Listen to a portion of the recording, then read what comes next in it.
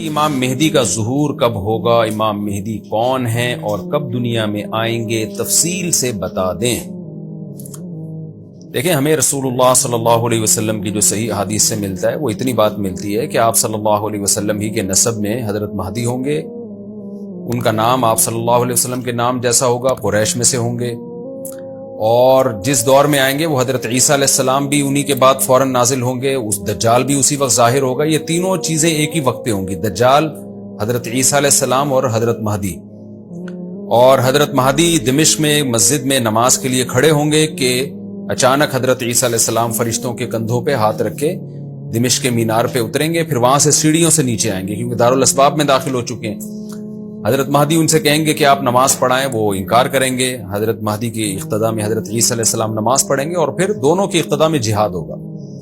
تو مجاہدین کے امام ہوں گے حضرت مہدی، اتنی بات ہمیں معلوم ہوتی ہے۔ چند باتیں اور ہیں روایات میں جو ملتی ہیں، یہ ہمیں ڈیٹ نہیں بتائی گئی ہے، سن نہیں بتایا گیا، سال نہیں بتایا گیا۔ اس بارے میں صدیوں سے لوگ پیش گوئیاں کر رہے ہیں کہ فلاں سن میں آئیں گے، فلاں سن میں آئیں گے۔ بڑے بڑے لوگوں نے پیش گوئیاں کی ہیں جو 100% غلط ثابت ہوئی ہیں۔ تو اب بھی لوگ پیش گوئیاں کر رہے ہیں کہ 2025 میں آئیں گے، کوئی کہہ رہا ہے 2030 میں آئیں گے۔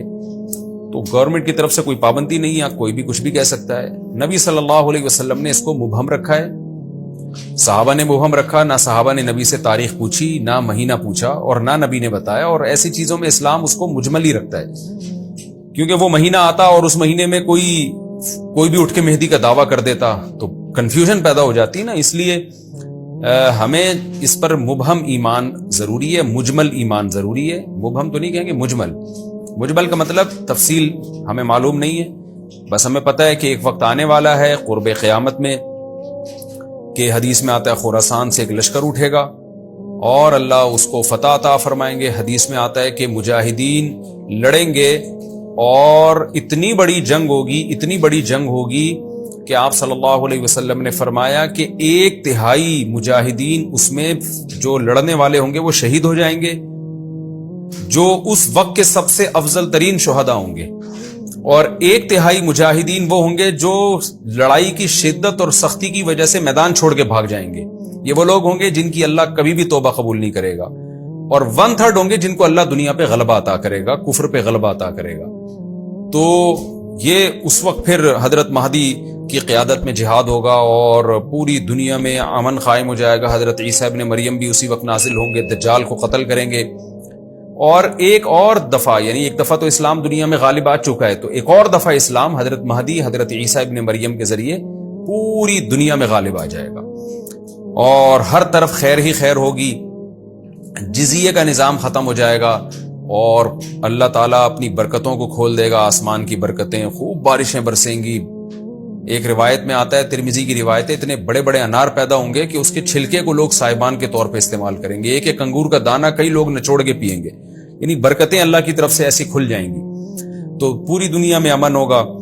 تو یہ جو نبی صلی اللہ علیہ وسلم کی جو بعثت تھی نا، آپ صلی اللہ علیہ وسلم کی، وہ کیا تھی؟ قرآن میں آتا ہے لِيُظْهِرَهُ عَلَى الدِّينِ كُلِّهِ، آپ صلی اللہ علیہ وسلم کو دنیا میں اس لیے بھیجا گیا تاکہ آپ دین کو پوری دنیا میں غالب کر دیں۔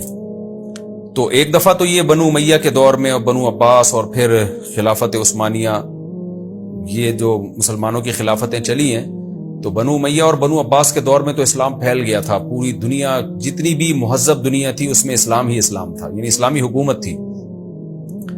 سب مسلمان نہیں تھے لیکن حکومت اسلامی تھی، سب مسلمانوں کے زیر سایہ تھے۔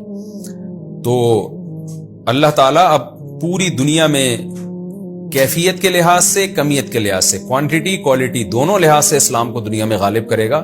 اس کے لیے اللہ نے حضرت مہدی اور حضرت عیسیٰ ابن مریم کا انتخاب کیا ہے۔ اتنا ہمارا ایمان ہے۔ اب کیا ہوتا ہے کہ ہر تھوڑے دن میں کوئی مہدی اٹھ کے دعویٰ شروع کر دیتا ہے، اور تو امام مہدی سب سے پہلی بات یہ مجاہد ہوں گے، بڑی اہم ترین بات یہ ہے، اور انہی کے دور میں حضرت عیسیٰ ابن مریم بھی نازل ہوں گے، تو اور دجال بھی ظاہر ہوگا۔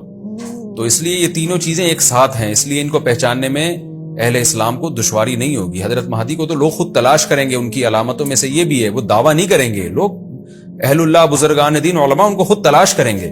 آج لوگ خود دعویٰ کر رہے ہوتے ہیں حضرت مہدی ہیں، میں حضرت مہدی ہوں، تو وہ دعویٰ جو کرے گا اس کا مطلب وہ تو ہو ہی نہیں سکتا۔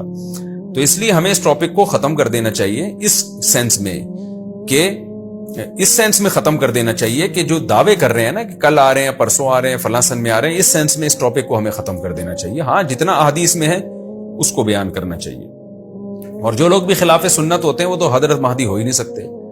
آج تو مہدی ہونے کا دعویٰ ایسے ایسے پاگل فضول قسم کے لوگ کر رہے ہیں، جو انسان ہونے کا دعویٰ کرنے سے پہلے ان کو سوچنا چاہیے کہ ہم انسان کے بچے بھی ہیں کہ نہیں۔